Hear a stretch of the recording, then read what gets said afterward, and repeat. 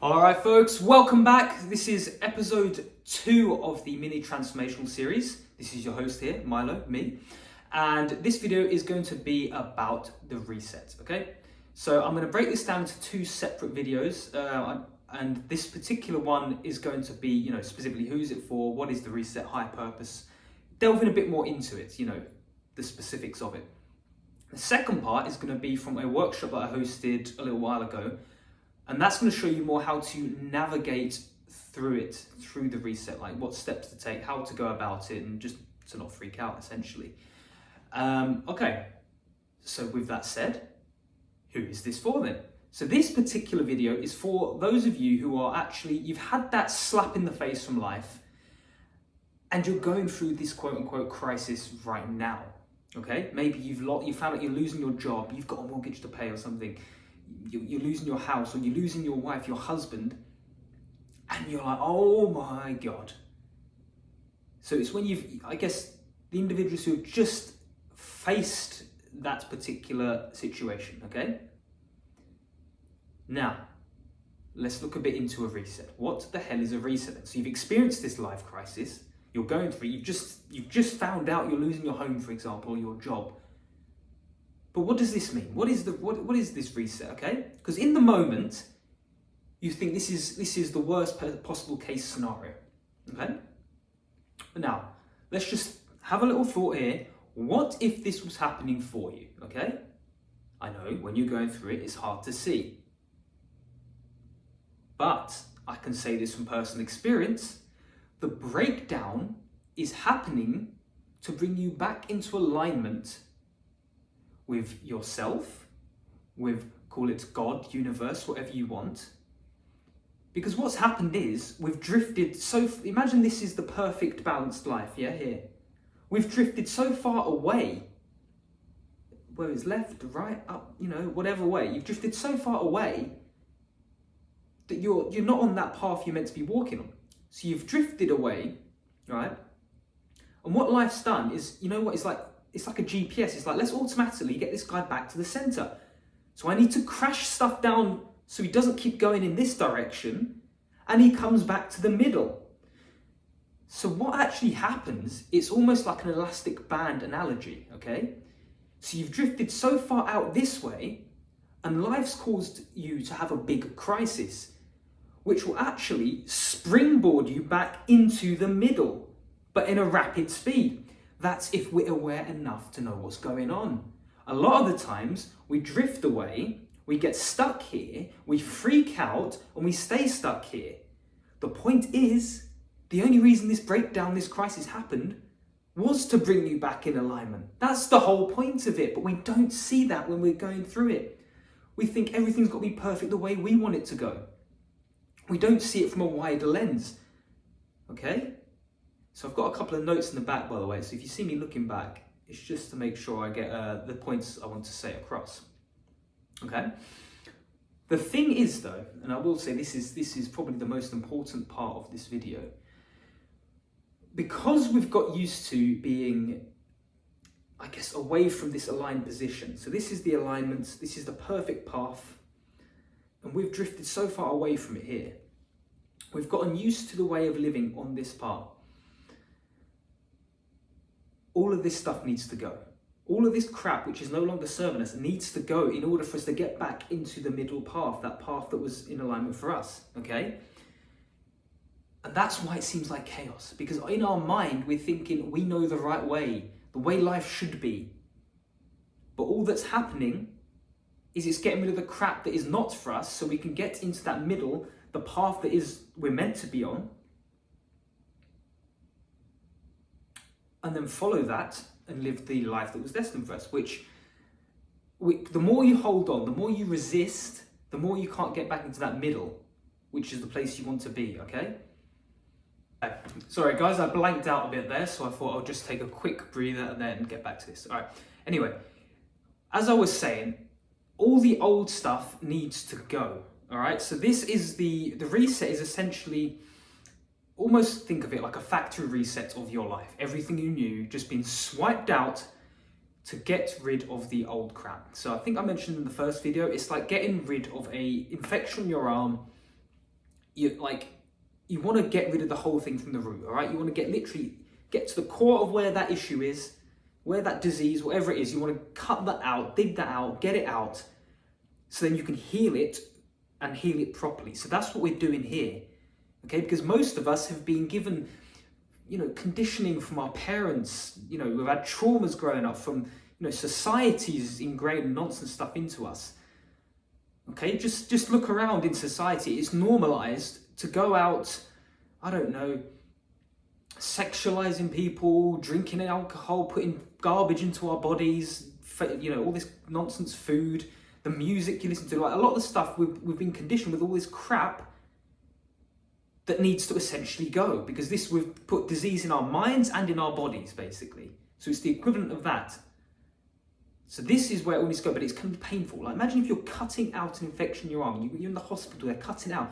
That's going to feel painful. But once that's cut out, you're on the route to recovery better. That will heal better, your arm will be stronger, and you will be living a better life. So,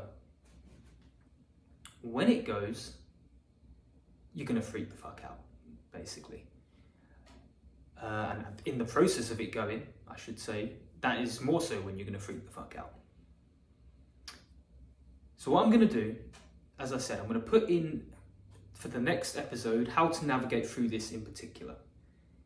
Because what actually is happening here, when we freak out, and as I mentioned, we go into this, it spirals downwards, which is what we don't want.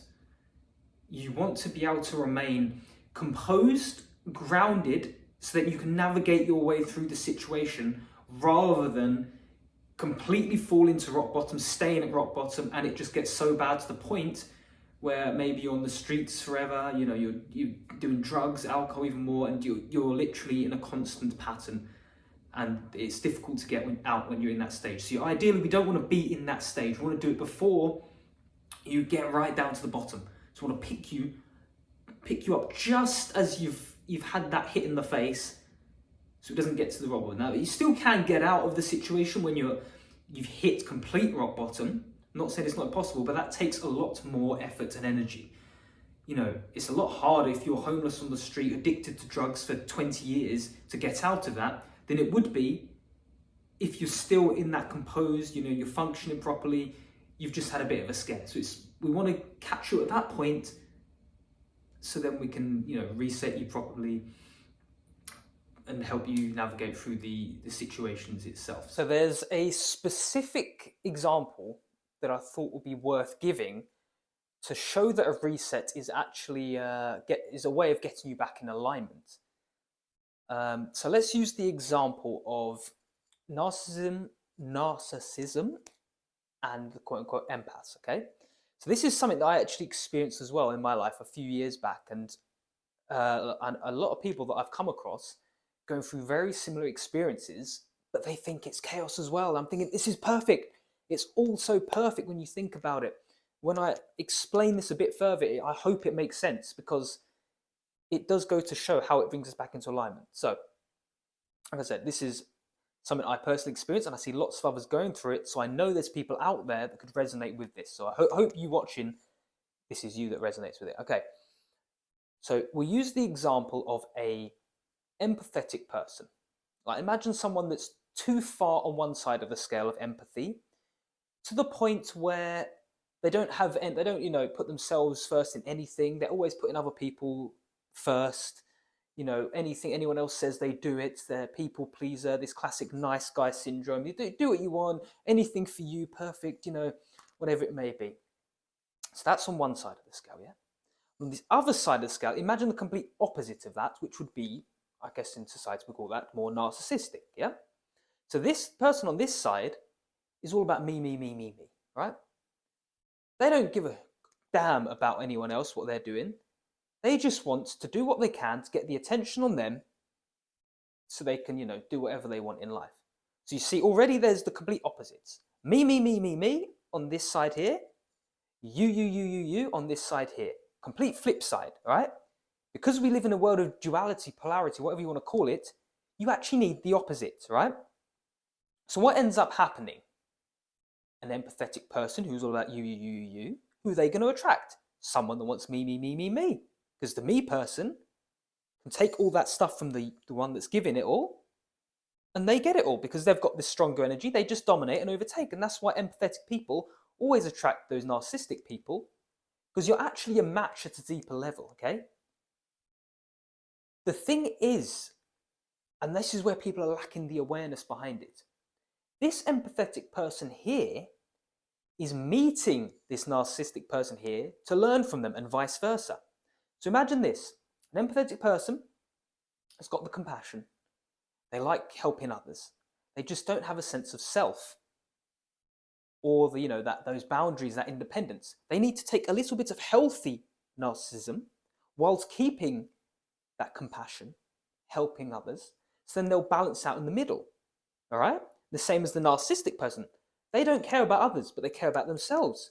They need to learn a bit from the empathetic, compassionate person whilst keeping those healthy sense of self to meet in the middle. So you're actually meeting to learn a bit from each other, to balance each other out and meet in the middle. So that's the higher purpose of it, you see.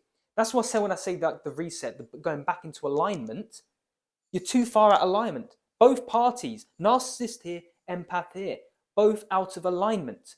They need to be in balance in the middle, which is why they're attracted to learn from each other and meet in that middle point. The issue is, right, because all that's happening is you're reflecting back to each other different parts of yourselves.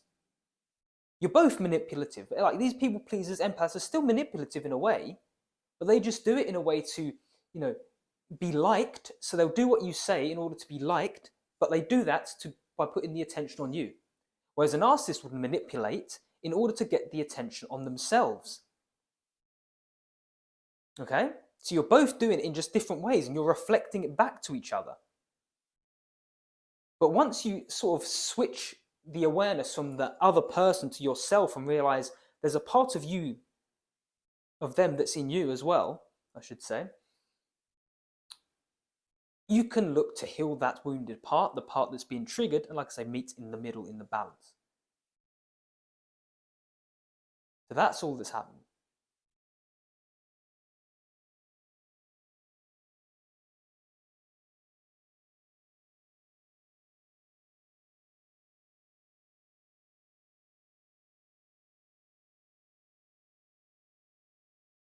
And the last thing I want to talk about based off this is that we are not actually in a position to determine what's going on. What do I mean by that? You're naturally going to meet people who are reflecting back to you what you are. So you may think on the surface level, okay, because they say the conscious mind is only like 10% of what's actually. So the phone cut out. Anyways, we're not actually in a position to say what's being able to go on, as I was saying. All right. The conscious mind, as they say, is only 10% of what's actually going on. 90% is the subconscious, yeah? So we may think that we know what we need in our lives based off of this little tiny 10%. But what's running it is the remainder 90%. All right, so imagine a little 10% there, 90% here. That's what's running the game, so to speak. That's what's running our body, our mind, whatever. And because of that, we might think with this perfect person, done all this healing, done all this work, done all this development, but then maybe our relationships or the people we're involved with are not reflecting that back to us. So something's not aligning because we haven't done the deeper work underneath, which I'll get into in another video. But you just need to be aware, the people that you're, or whatever, even the events happen in your life, is just reflecting back to you something within you that's going on. And when I say within, as I said, it's at a deeper level, not this surface level 10%. You think, why did I attract this narcissistic person? I'm not a bad person. But you're seeing it from that 10% perspective. And what's going on in that 90%, that's why you attracted it, because you resonate and you're actually matched to that specific person. All right, so first, in the next clip, let's say we'll look how to get out of this situation, what to do when you're in this. And then let's look how to get into that specific 90% of it, so you're no longer bringing those things into your life and you actually heal them and work on them, so you can go out into the world and see that mirror reflecting back to you in a more healthy, positive way. Wonderful. See you in the next video.